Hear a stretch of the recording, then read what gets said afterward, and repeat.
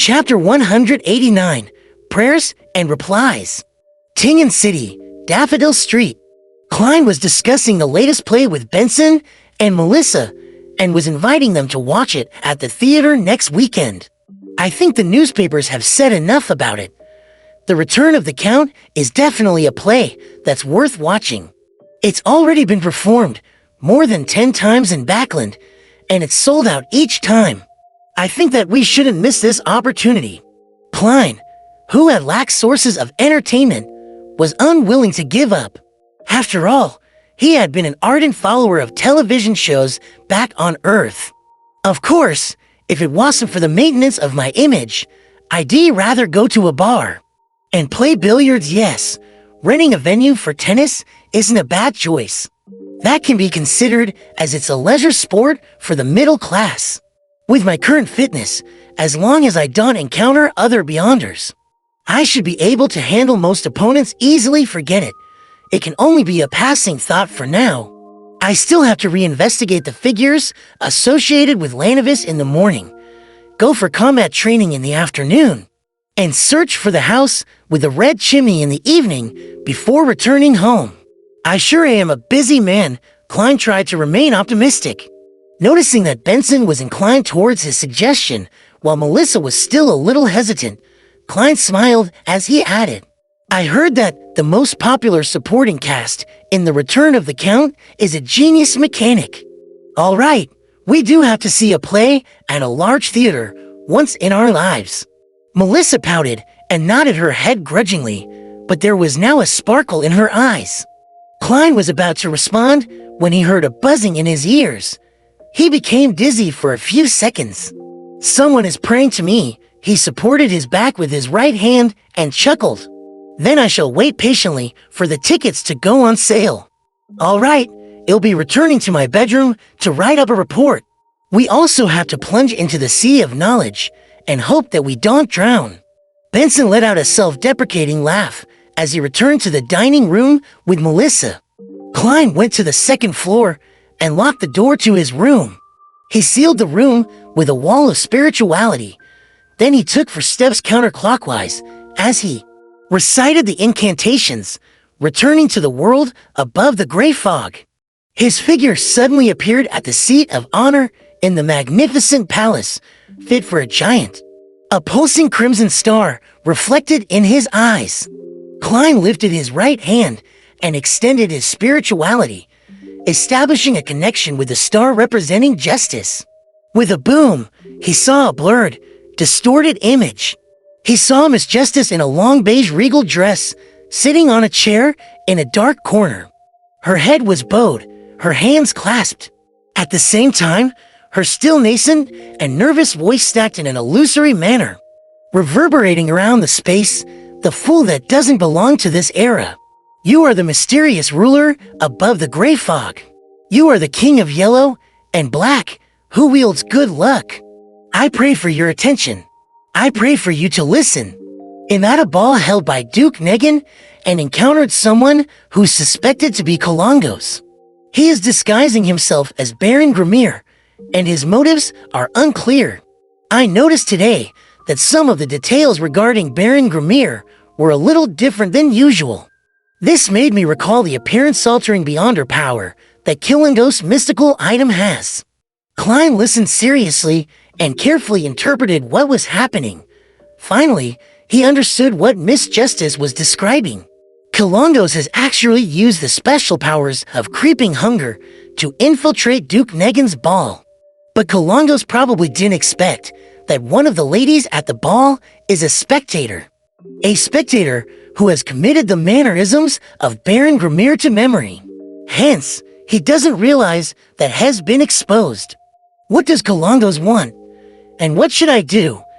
I've tried conducting the sacrificial ritual without spirituality-infused materials over the past 2 days and realized that I can create something like the Door of Summoning, but am unable to open it. I was going to find some time to purchase some materials with spirituality in the underground market to prepare for my second experiment. Miss Justice definitely wouldn't have spirituality-infused materials when she's attending a ball. Klein thought for more than 10 seconds before beginning his response to Justice's prayer. In a small prayer room in Duke Negan's mansion, Audrey repeated her prayers a few times before finally stopping. She tidied her clothes and walked quickly to the door. She knew that she couldn't be gone for too long because her parents would worry about her and thus misjudge the situation. It would cause them to react in the wrong way. Standing behind the door, Audrey took a deep breath, extended her right hand, which was covered in a white veiled glove, and released the lock with a wary heart. After leaving the small prayer room, she followed the path back to the dining hall. She saw the figures holding wine glasses and plates get closer when her vision suddenly turned blurry. She realized that an illusory fog was spreading into the surroundings. In the middle of the thick, wide fog was an ancient chair, and atop the chair was a mysterious presence that seemed to overlook everything. "Mr. Fool," Audrey almost shouted in pleasant surprise. She then heard a deep, familiar voice, "I'm aware." The voice reverberated around the space as the fog vanished. Audrey's vision was still filled with images of the long tables of food and wine, as well as the bustling sights of interacting guests. The worry and unease in her heart vanished as she subconsciously straightened her back and entered the dining hall with light steps. She walked toward the recreation room in the dining hall. In the magnificent palace in the world of fog, Klein started to think about how to convey the message to the hangman after finishing his reply to Miss Justice. "I cannot just repeat the description to him, since it undermines my authority after all. What mysterious existence would personally take on the role of a messenger?" He deliberated for nearly a minute before an idea came to him. He conjured the scene of Miss Justice praying and transformed it into something akin to a movie scene with the faces mosaicked and censored. He then extended his hand and tapped, launching the scene into the crimson star representing the hanged man. Backlund, Sherwood Backlund, at the Holy Wine Cathedral. The hanged man, Alger Wilson, was going through the investigation reports in a simple room, trying to find traces of Rear Admiral Hurricane Colondos. Near his right hand was a stack of paper filled with many contorted symbols. Just as Alger was leaning back in his chair and rubbing his eyes, he saw his field of vision turn blurry. His line of sight was filled with thick, gray fog. There was an ancient chair which seemed to exist eternally, deep within the endless fog. Atop the chair was a faint human figure. Mr. Fool, just as this thought came to Alger, he saw that another hazy figure in a regal dress within the grayish-white fog. She was in a praying position, repeating, "I'm at a ball held by Duke Negan and encountered someone who's suspected to be Colondos. He is disguising himself as Baron Grimir, and his motives are unclear. I noticed today that some of the details regarding Baron Grimir were a little different than usual. This made me recall the appearance-altering beyonder power that Killenghost's mystical item has." Alger was shocked at first, then let out a look of pleasant surprise. He pressed his palm against his chest and lowered his head. "Praise you, Mr. Fool." Everything saw or heard vanished before he finished his sentence, as if nothing had happened. Staring at the desk strewn with Emperor Roselle's diary pages and his investigation reports, Alger's pupils constricted as he realized how powerful the Fool was once again. This was the Holy Wine Cathedralons, the headquarters of the Church of the Lord of Storms. Even though that was history from more than 1,000 years ago, many believers still viewed this place as sacred. But Mr. Fool could still descend upon this space without warning and give a reply.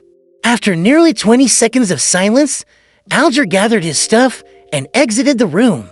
He was going to look for one of the cardinals of the Church of the Lord of Storms, the Archbishop of the Backlund Diocese, Spellsinger of God, a snake. For Alger Wilson, being able to kill Rear Admiral Hurricane Colondos personally was the best course of action. But if he was unable to do that, guaranteeing that he was really dead was also acceptable in his book. After forwarding Miss Justice's description to the hanged man, Klein left the mysterious world above the gray fog and returned to his bedroom. While he was in no hurry to dispel the wall of spirituality, he sat before his desk and took out a piece of paper. He picked up a pen and began his letter. According to an urgent indication from a source, Kalongos has used the abilities of a shepherd to take on the appearance of Baron Grimir and has infiltrated Duke Negan's ball. His motives are unclear as of this moment. Klein wasn't worried that Mr. Azek would be suspicious of him or doubt why someone in Tingen would be so quick to know something that just happened in Backland, for the telegraph existed in this world. I don't know if you would be interested in this, but I thought that I should let you know. Klein quickly ended the letter and folded the piece of paper. He then found the ancient copper whistle, brought it to his mouth, and gave it a hard blow. The gigantic, terrifying, and illusory skeleton messenger appeared once again, still standing at its original spot, not minding that its head was going through the ceiling. Klein fought back the urge to use the abilities of the clown to turn the letter into a flying dagger. He tossed the letter towards the messenger without a fuss. He then blew on the copper whistle once again to end the summoning. Klein collected himself and went through the events in his head once again. This was all he could do for the time being. Although Klein could also make use of the summoning ritual and bring the flaring sun charm directly to Backland, it was too dangerous for him to do so. First, Kalongos was a sequence 6 wine blessed and had with him the creeping hunger. Second, it was too troublesome. He had to first bring the flaring sun charm to the world above the gray fog. Third, his image would be affected. Thus, he wisely gave up on this idea. To be honest, the problem is not too serious. Duke Negan is the most influential noble outside of the royal family, a key member behind the Conservative Party. There will be many high-ranking nobles attending the ball today. I have no doubt that there are Beyonders guarding the area. If not for this consideration, there would have been no need for him to infiltrate the place under a disguise. Since Miss Justice noticed him early, the nobles should be prepared. This incident shouldn't blow out of control. I wonder how fast Mr. Azek's messenger is. If it travels through the spirit world, Mr. Azek could still likely make it in time for the main course. But if it's as slow as Madame Daly's messenger, then he might only read about the incident in tomorrow's paper. Klein nodded indiscernibly and tossed this incident to the back of his head. After all, there was nothing more that he could do.